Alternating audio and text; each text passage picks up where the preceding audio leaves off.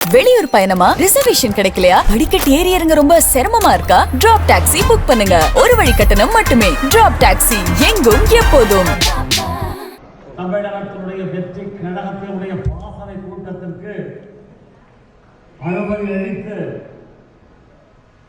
3 மாதங்களிலே தமிழகத்தினுடைய முதலமைச்சராக வரக்கூடிய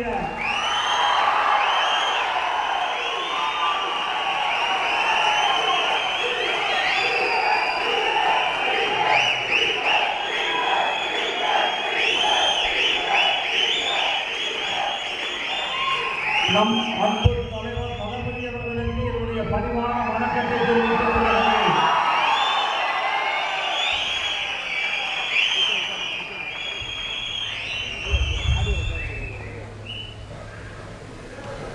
குறைந்த நேரத்திலே நம்முடைய மாவட்ட கழகத்தினுடைய செயலாளருடைய விருப்பத்தை ஏற்று அனுமதி வழங்கிய கழகத்தினுடைய பொதுச் செயலாளர் அறுவை அண்ணன் குஷி ஆனந்த் அவர்களுக்கு என்னுடைய மனமார்ந்த நன்றியை நான் தெரிவித்துக் கொள்கிறேன். காவிரியில் கரையெல்லாம் இன்றைக்கு சென்னல் குவிந்து கொண்டிருக்கிறது என்று சொன்னால் தமிழகத்துடைய மக்களுக்கெல்லாம் உணவளித்துக் கொண்டிருக்கக்கூடிய ஒரே மண்டலம் நம் காவிரி டெல்டா மண்டலம். இந்த மண்டலத்திற்கு என்னோடு பணிபுரிவதற்காக தேர்தல் பணிகளை கண்காணிப்பதற்காக நியமிக்கப்பட்டிருக்கூடிய என்னுடைய அருமை சகோதரர் எஸ்.சி. சுந்தர் அவர்களே,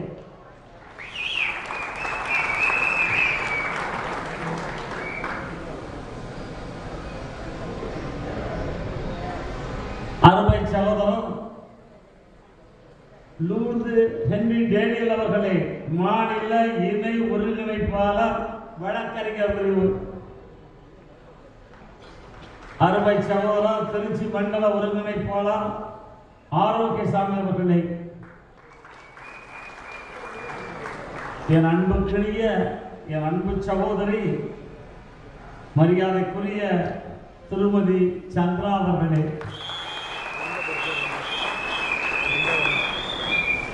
என்னுடைய இனிய சகோதரி திருமதி பிச்சரத்தினம் கரிகாலன் அவர்களே,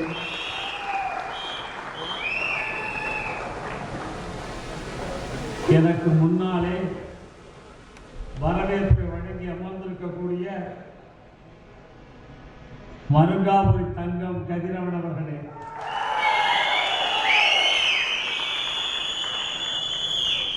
மாவட்ட செயலாளர் பொறுப்பேற்று சிறப்பாக செயல்பட்டுக் கொண்டிருக்கக்கூடிய என் அன்பு தம்பிமார்களே திரு ரவிசங்கர் அவர்களே, அன்பு தம்பி விக்னேஷ் அவர்களே, அருமை தம்பி அருள் அவர்களே, இறுதியாக நன்றி உரை வழங்க இருக்கக்கூடிய அருமை தம்பி ஜெகன்மோகன் அவர்களே, உறுதிமொழி வாசித்து அனைவருடைய உள்ளத்தில் விடைபெற்றிருக்கக்கூடிய அனிஷா மகாலட்சுமி அவர்களே, தமிழகத்தினுடைய வெற்றி கழகத்தில் பல்வேறு பொறுப்புகளிலே இருக்கக்கூடிய அன்பு தம்பிமார்களே, கேப்டனின் நண்பர்களே, தளபதியினுடைய நம்பிகளே, பேர் கொண்டு கண்ணை குத்தினாலும் இவை படக்கான தமிழகத்தினுடைய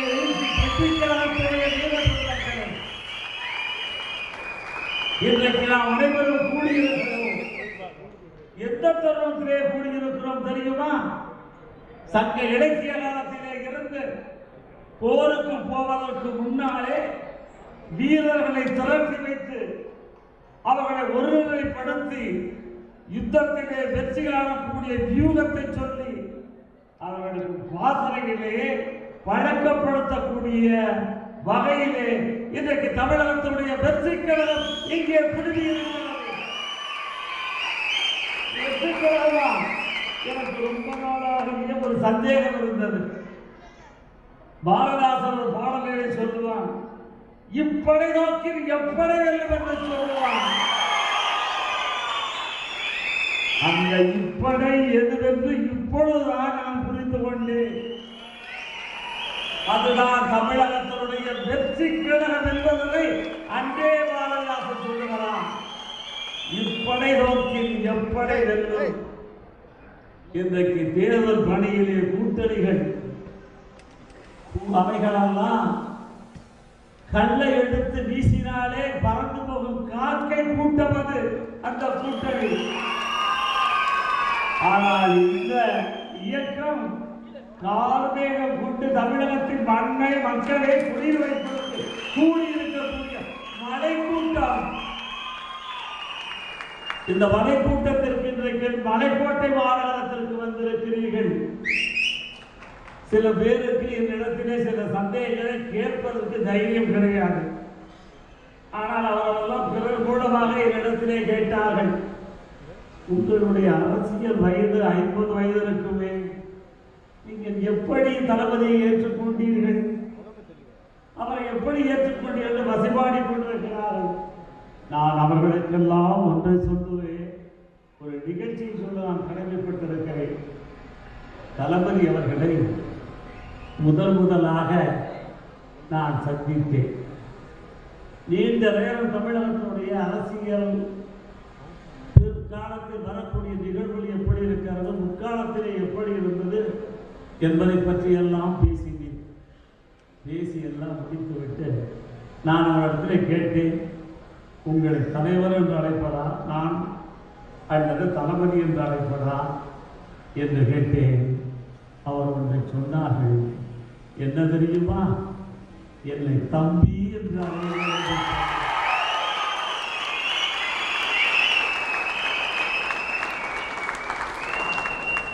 அந்த ஒற்றை சொல்லிலேதான் கட்டுண்டு கிருஷ்ணனில் இருக்கிறார்.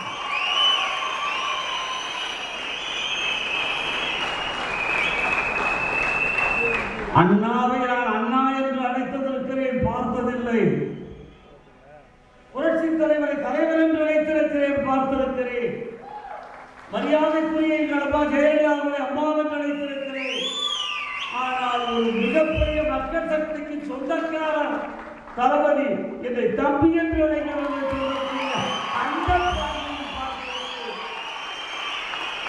அந்த சாமிக்கு இந்த இயக்கத்தை ஆட்சி கட்டிலே அமர வைப்பது ஒன்றுதான் என்னுடைய நோக்கம். 9 தொகுதிகளிலும் விளையாடி பார்ப்போம். இங்கே இடத்திலே இருப்பவர்கள் இளைஞர்கள். வேறு எந்த இயக்கத்திலும் இந்த கூட்டத்தை எவராலும் காண இயலாது. இந்தியாவுடைய புத்தர் என்று சொல்லக்கூடிய ஒரு அருமை தியாகி ஒருவர் விவேகானந்தர் சொன்னார், 100 இளைஞர்களை என்னுடைய நான் கிடைத்தாருங்கள், இந்த நாட்டை ஒழுங்குபடுத்தி தருகிறேன் என்று சொன்னார். இங்கே 100 1000 50,000 1 லட்சமா பல லட்சம் இளைஞர்களும் இந்த கூட்டத்திலே இந்த இயக்கத்திலே இருக்கிறார்கள் சொன்னால் இந்த நாட்டை நம்மால் சரி செய்துவிட முடியும் என்ற நம்பிக்கை தளபதியோடு இருக்கிறது. போகும் இடமெல்லாம் கூட்டம் கூடுகிறது. பார்த்து பொறாமைப்படுகிறார்கள். எப்படி தெரியுமா, தளபதி அவர்கள் நடந்து சென்றால் பேரணி, இன்றால் மாநாடு. இந்த இடத்திலே சிலரை காண முடியும். புத்தருடைய அன்பை நான் ஒரு இடத்திலே கண்டேன். புரட்சி தலைவர் எம்ஜிஆருடைய கனிவை இடத்திலே கண்டேன். 5 நிமிஷம் கொண்ட தளபதி அவர்களை ஜெயலலிதாவாக நான் பார்க்கிறேன். தளபதி அவர்கள் வேலூரிலே பேசுகின்ற பொழுது ஒன்றை குறிப்பிட்டு சொன்னார்கள், எனக்கு ரொம்ப பிடித்திருந்தது. நான் கண்ட தலைவர்களிலே நல்லாட்சி செய்தவர் யார் தெரியுமா, கர்மவர் காமராஜர் அவர்கள் குறிப்பிட்டார்கள். வடக்கே தலை வைத்து படுத்தால் தன்னுடைய பாதங்கள் கன்னியாகுமரியிலும் வலது கரமும் இடது கரமும் வங்கக்கடலையும் அரபிக்கடலையும் தொட்டு விளையாடக்கூடிய ஒரு ஆசான் அரசியல் மன்னன் தமிழகத்திலே இருந்து வரைந்திருக்கிறார்கள் சொன்னார் அவர்தான் கர்மவீர காமராஜர். அவருடைய வழிகாட்டியை அவர் ஏற்றுக்கொள்ளக்கூடிய இயக்கம் தமிழக வெற்றிக்கழகம். சீரிய சிந்தனையின் பெருந்துணை, யாருக்கும் என்றைக்கும் அஞ்சாது விளங்கிய அரை நூற்றாண்டுகால தலைவர் தந்தை பெரியாரை தன்னுடைய வழிகாட்டியாக கொண்ட இயக்கம் நம்முடைய தமிழக வெற்றிக்கழகம். புதுமையை புகுத்திய வேலுநாச்சியாரை கொண்டவர் இயக்கம் இன்றைக்கு தமிழக வெற்றிக்கழகம். தாய் அஞ்சலம்மன் அவர்களை ஏற்றுக்கொண்ட இயக்கம் நம்முடைய தமிழக வெற்றிக்கழகம். ஆனால் இந்த நேரத்திலே இன்றொன்று நான் நினைக்கிறேன், இஸ்லாமிய பெருமக்கள் மதீனாவிலிருந்து மெக்காவுக்கு போவார்கள் என்று சொன்னால் தமிழக வெற்றிக்கழகத்துடைய தோழர்கள் நாம் செல்ல வேண்டிய மெக்கா என்று சொன்னால் கரூர். எதற்காக 41 பேர் தன்னுடைய இந்துவரை வாய்த்திருக்கிறார் என்று சொன்னால் இந்த தலைவனை பார்ப்பதற்காக வந்த கூட்டத்தை சதி நடந்தது என்பதை பகிரங்கமாக சொல்லுகிறேன். நிகழ்ச்சி நடந்தது கரூரிலே, வழக்கு பதிவு செய்யப்பட்டது கரூரிலே, ஆனால் விசாரணை டெல்லியிலே. எந்த ஐபிசியிலே சிஆர்பிசியிலே இருக்கிறது எண்ணி பார்க்க வேண்டாமா? மத்திய அரசிலே இருக்கக்கூடிய சிபிஐ உடைய துணை அலுவலகம் கரூரிலே இருக்கிறது. அங்கே அழைத்து நம்முடைய தோழர், நம்முடைய தலைவர், தியாகியை, தளபதியை விசாரித்திருக்க வேண்டும். அதுதான் சட்டம் காட்டுகின்ற வழி. என்ன நினைக்கிறார்? நான் ஒரு கணம் எண்ணி பார்க்கிறேன். தமிழகத்திலே அவர் அழைத்தால் பாதுகாப்பாக கொடுக்கவே முடியாது என்ற அரசாங்கத்தால் என்பதற்காகத்தான் டெல்லியிலே அழைத்திருக்கிறார்கள். எத்தனை சோதனைகள்! படம் வெளியிடக்கூடாது, மக்களை சந்திக்க போனால் உனக்கு அனுமதி மறுக்கப்படுகிறது. இன்னும் சொல்லுகிறேன், நாம் ஆடம்பரமாக இந்த மண்டபத்திலே அமர்ந்திருப்பது பெருமை அல்ல. திருச்சியிலே எந்த மண்டபம் நம்முடைய செயற்குழுவிற்கு, நம்முடைய நிர்வாகி கூட்டத்திற்கு அனுமதி தரமாட்டே இருக்கிறார்கள். ஆனால் இந்த மண்டபத்து நண்பர்களுக்கு, டாக்டர்களுக்கு ஒரு நன்றியை சொல்லுவேன்.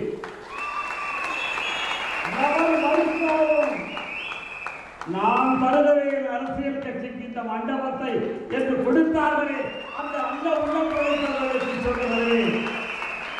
முதலாக இந்த மண்டபத்தில் வரலாறு முதல் அரசியல் கூட்டத்தை இங்கே நடத்திக் கொண்டிருக்கிறோம்.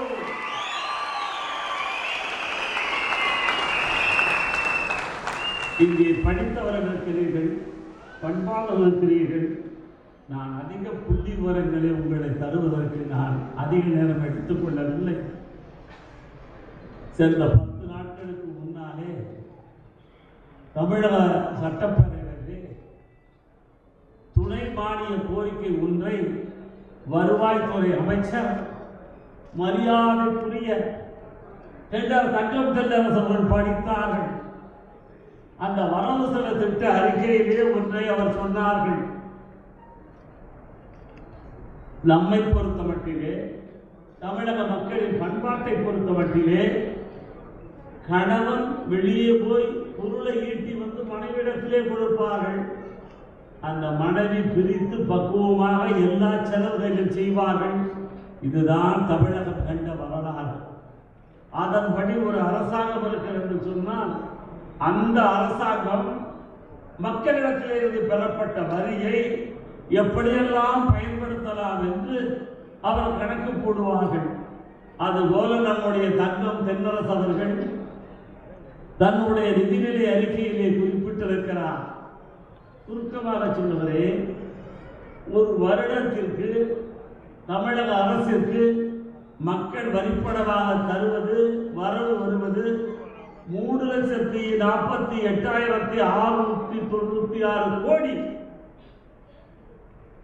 ஆனால் செலவிட இருப்பது 3,93,271 கோடி.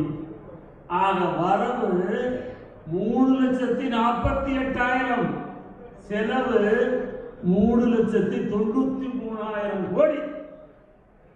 துண்டு விடுகிறது பட்ஜெட்டிலே 48,000 கோடி துண்டு. 48,000 கோடியை எப்படி நீங்கள் ஈடுகட்டப் போகிறீர்கள் என்பதை சொல்லி இருக்க வேண்டும். இது யார் கேட்டிருக்க வேண்டும்? எதிர்கட்சி கேட்டிருக்க வேண்டும். தமிழ்நாட்டுடைய விதி, எதிர்கட்சி எவர் வந்தாலும் வெளிநடப்பு செய்வதால் வாடிக்கை. கேட்டிருக்க வேண்டாமா? வரவு 8 செலவு 10. ஒரு பாட்டை கண்ணதாசன் பாடி இருக்கிறார். ஆக இந்த வரவு செலவு திட்டத்திலே இவ்வளவு பற்றாக்குறை இருக்கிறது. இது எதிலே ஈடுகட்டப் போகிறீர்கள் என்று கேட்டிருக்க வேண்டும். அதை விடுத்து ஒரு எதிர்கட்சி எடப்பாடி குழம்பிக் கொண்டு அடைகிறாரே, அவர் கேட்டிருக்க வேண்டாமா? கேட்கவில்லை. நான் அவர்களை பார்த்து கேட்கிறேன். ஒரு குடும்ப தலைவிக்கு 50,000 10,000 கொடுப்பேன் என்று சொல்லுகிறாரே, நீ இந்த நாட்டுடைய முதலமைச்சராக இருந்து இன்றைக்கு எதிர்கட்சி தலைவராக அமர்ந்திருக்கிறீர்கள். எப்படி நம்முடைய மொத்த வருவாய் மட்டுமல்ல, தமிழ்நாட்டுடைய மொத்த கடன் 11 லட்சம் கோடி தமிழக அரசுக்கு கடன் வைத்திருக்கிறது. அதுவும் வரவு செலவு திட்டத்திலே குறிப்பிடப்பட்டிருக்கிறது.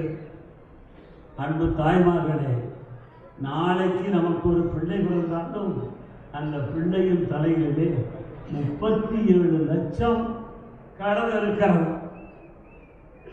தமிழ்நாட்டுடைய நிதிநிலை அப்படி இருக்கிறது. ஊதாரி செலவுகள். இந்த செலவுகளை குறைப்பதற்கு மரியாதைக்குரிய ஸ்டாலின் அவர்கள் எடுத்த நடவடிக்கை என்ன செய்தாரா? இன்றைக்கு பத்திரிகை நண்பர்களே, ஊடகத்தாளர்களே, உங்களை கேட்கிறேன். இந்த வரவு செலவு திட்டத்தை வைத்துக் கொண்டு எங்களோடு வாதிடுவதற்கு திராவிட முன்னேற்ற கழகத்தினுடைய அமைச்சர்கள் எவராவது தயாரா? அல்லது எதிர்கட்சியிலே இருக்கக்கூடிய பாஜக கூட்டணியிலே இருக்கக்கூடியவர்கள் எங்களோடு ஒரே வேளையிலே வாதிட தயாரா? வருவீர்களா? நாங்கள் பார்க்கிறோம். வாருங்கள் ஒரு கை என்று அழைக்கிறோம். அழைப்பது யாரும் அல்ல, 3 வயது குழந்தை தமிழகத்துடைய வெற்றி கழகம் அழைக்கிறது. யாரை அழைக்கிறது? 75 ஆண்டு காலம் ஆண்ட வளர்ந்த திராவிட முன்னேற்ற கழகத்தை அழைக்கிறது. பொன்விழா கண்ட அதிமுக அழைக்கிறது. ஆக உங்களுடைய நோக்கம் இலவசம் என்ற பெயராலே தமிழர்களை திருவோடி என்ன செய்திருக்கிறார்கள். நீங்கள் மக்களுக்கு இலவசம் கொடுப்பதை நாங்கள் வேண்டாம் என்று சொல்லவில்லை, வரவேற்கிறோம். அதற்கு வழியை காட்டுங்கள். எதிரே இருந்து கொடுக்க போகிறீர்கள் சொல்லுகிறார். நாங்கள் 7,000 8,000 கொடுத்திருக்கிறோம் என்று கொடுத்திருக்கிறீர்கள். தொடர்ந்து கொடுப்பதற்கு உங்களிடத்திலே வழி இருக்கிறதா? ஒரு உதாரணத்தை கொண்டே சொல்லுகிறேன். இதே கருணாநிதி அவர்கள், ஸ்டாலினுடைய தந்தையார் அவர்கள் எதிர்கட்சி தலைவராக இருந்த பொழுது புரட்சி தலைவர் எம்ஜிஆர் அவர்கள் சொன்னார்கள், ஏழை பிள்ளைகளுக்கு இலவசமாக சத்துணவு திட்டத்தை நான் கொண்டு வருகிறேன் என்று சொன்னார்கள். அப்பொழுது கருணாநிதி அவர்கள் சொன்னார்கள், சட்டமன்றத்திலே சொன்னார்கள், பதிவிடப்பட்டிருக்கிறது. அதில் கேட்ட கேள்வி என்ன தெரியுமா? நிதியே ஒதுக்காமல் இருந்த இந்த திட்டத்திற்கு எப்படி நீங்கள் சத்துணவு போட முடியும் என்று கேட்டார்கள். அப்பொழுது எம்ஜிஆர் அவர் சொன்னார்கள், பிச்சை எடுத்தாவது இந்த திட்டத்தை நிறைவேற்றி தருவேன் என்று சொன்னார்கள். ஓராண்டு காலம் பிச்சை எடுப்பதை போல வசதி படைத்தவரிடத்திலே பணத்தை பெற்று அந்த திட்டத்தை நிறைவேற்றினார்கள். அது வந்த ஒரு நல்லாட்சிக்கு சான்று. அதைத்தானே நம்முடைய தளபதி அவர்கள் சொல்லுகிறார்கள், சிறந்த ஆட்சி காமராஜர் ஆட்சி, எம்ஜிஆர் ஆட்சி என்று. உங்களால் இதற்கு வழிகாண முடியுமா? பெண்கள் இலவசமாக பஸ்ஸில் போகணும் திமுக காரன் சொன்னான். உடனே நம்மாடு சாப்பாடு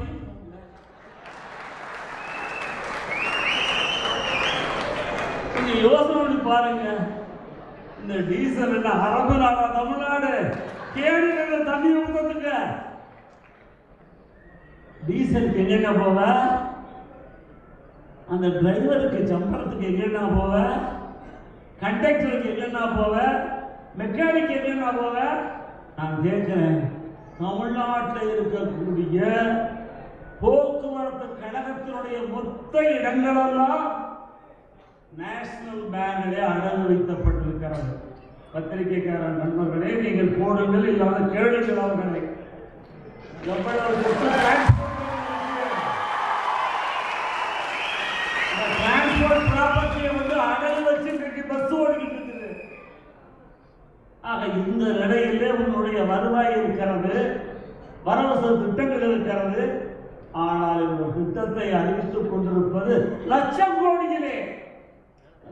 இருக்குதே நம்மகிட்ட 11 லட்சம் கோடி கடை, இதை 13 ஆக்கிட்டு போயிடுவாங்க. மகிழ்ச்சியா நாடு கஷ்டப்படுது, ஏழை எளியவர்களுக்கு எல்லாத்தையும் கொடுத்துருக்க. இந்த கஷ்டத்தை நாங்களே ஏற்றுக்கிறோம். இன்னைக்கு இருக்கக்கூடிய திமுக மந்திரிகள், அதிமுக மந்திரி, முன்னாள் அமைச்சர்களுடைய சொத்தை மட்டும் கொடுத்துருங்க, சொத்தை மட்டும் கொடுத்துருங்க. ஒட்டுமொத்த தமிழ்நாட்டுடைய கடனை அடைக்கிறோம். ஒரு அழகா சொன்னாரு, 2 மந்திரி நாளுடைய இருந்து கஞ்சா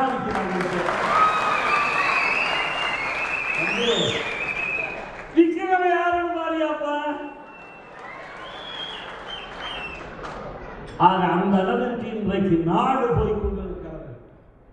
இதை எதிர்த்துத்தான் நம்முடைய தளபதி இந்த இயக்கத்தை நடத்தி கொண்டிருக்கிறார்கள். இந்த இயக்கம் நடத்துவதற்கும் ஆட்சிக்கு வருவதற்கு முன்னாலே தன்னுடைய திரைப்படத்தை பூர்த்தி செய்துவிட்டு அரசியலுக்கு வந்திருக்கிறார். இனி நான் அரசியல் தான் இருப்பேன், மக்களோடு இருப்பேன் என்று சினிமா துறைக்கு விடை கொடுத்து வந்துவிட்ட நம்முடைய தலைவர் விடை மட்டுமல்ல, வரக்கூடிய பணத்தை, கிடைத்த பணத்தை பூர்த்தி எழுதி விட்டு வந்திருக்கிறார்கள். யாருக்காக வந்திருக்கிறார்கள்? இங்கே இருக்கக்கூடிய குப்படுக்கும் குப்பாட்டுக்கும் வேலை செய்வதற்காக, உழைப்பதற்காக வந்து கொண்டிருக்கிறார். அப்படிப்பட்ட தலைவரை நம்மிடத்திலே இன்றைக்கு ஏற்றிருக்கிறோம். இந்த தளபதியை பார்த்து நீ வீட்டிலே இருக்கிறாய், வெளியே வர வேண்டும் என்று இருக்கிறார்கள். நான் அவர் சொல்லுகிறேன், ஒரு நாளைக்கு 24 மணி நேரம் வெளியே வருவதற்கு அவர் தயார், அனுமதி கொடுப்பதற்கு நீங்கள் அனுமதி கொடுத்து பாருங்கள். அதை விட்டு அனுமதியே இல்லை என்று மறுக்கக்கூடிய கூட்டம் இன்றைக்கு தமிழ்நாட்டை ஆண்டு கொண்டிருக்கிறது. ஆண்டவர்களும் ஆண்டு கொண்டிருப்பவர்களும் மாண்டவர்களையும் இந்த மண்ணை விட்டு நீக்கிவிட்டு இளைஞர் வட்டாரத்தை கொண்டு ஆட்சியை நடத்துவதற்கு ஒரு நல்லவர் திறமைத்தவர் ஒரு திறமையில் வந்திருக்கிறார். அதனுடைய விளைவுதான் இன்றைக்கு வீட்டுக்கு 3 ஓட்டு, எங்க ஓட்டு 4 பேர் கொண்ட குடும்பத்திலே 3 ஓட்டு எங்களுக்கு. மிச்சத்தை வேண்டாம், ஆளுக்கு ஆஃபாக ஷேர் பண்ணிக்கணும். ஏன்னா அந்த ஆஃபா கொண்டு வந்தவங்க தானே நாளைக்கு பார்த்தோம்.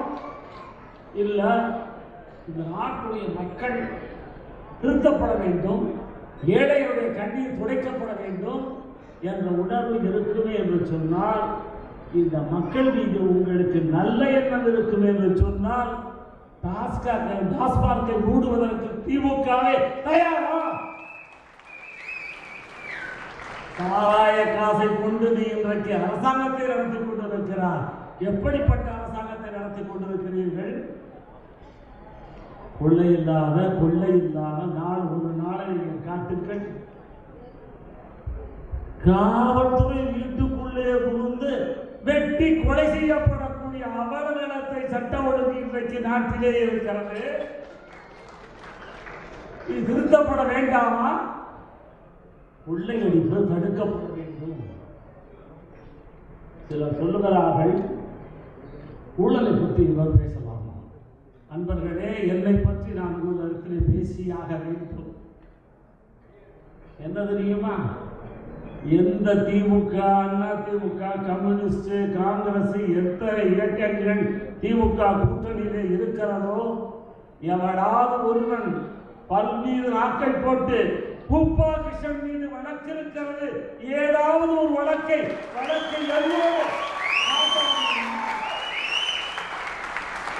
யாரை பார்த்து அப்புறம் என் மாப்பிள்ளை செக்ஸ்ன்னு பேரு பத்திரிகை எழுதுறாங்க. அதெல்லாம் எனக்கு புரியல. செக்ஸ்ன்னு ஒரு சில பத்திரிகைகள் எழுதுகிறாங்க. அவன் கேஸை நடத்தி ஜெயிச்சு வந்து உட்கார்ந்துருக்காரியா. அதை விட இன்னொன்று நம்முடைய தளபதிக்கு ஒன்று சொல்றாங்க.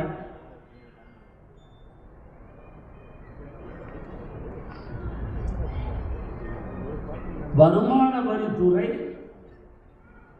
வருமானம் உள்ளவர்களுக்கு வரி விதிப்பார்கள். அந்த வரி விதிக்கின்ற பொழுது ரெண்டு பிரச்சனை.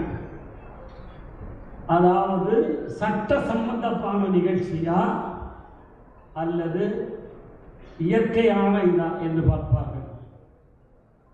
வரி போடுவது அவர்கள் வேலை.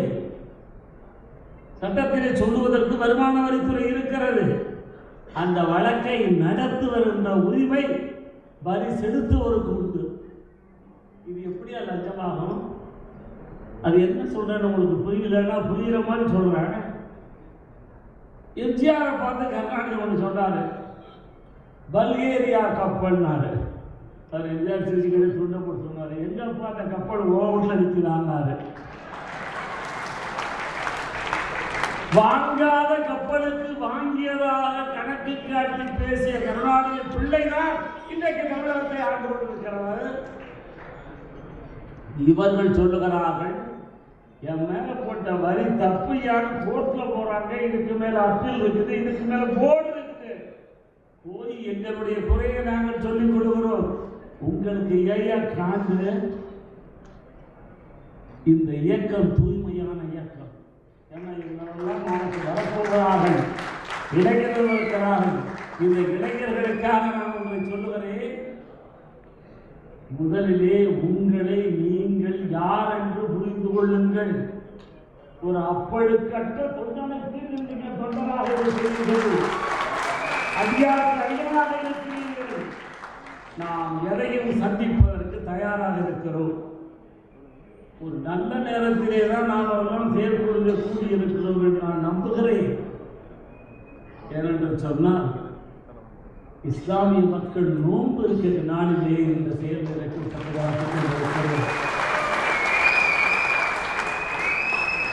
கிறிஸ்தவ பெருமக்கள் புனித வெள்ளியை நோக்கி நோன்பு கொண்டிருக்கிறார்கள். அந்த நேரத்திலே கொண்டிருக்கிறோம். பங்குனி உத்தரத்திற்கு பாடுபடுவதற்கு இந்துக்கள் தயாராக கொண்டிருக்கிறார்களே, இந்த புனித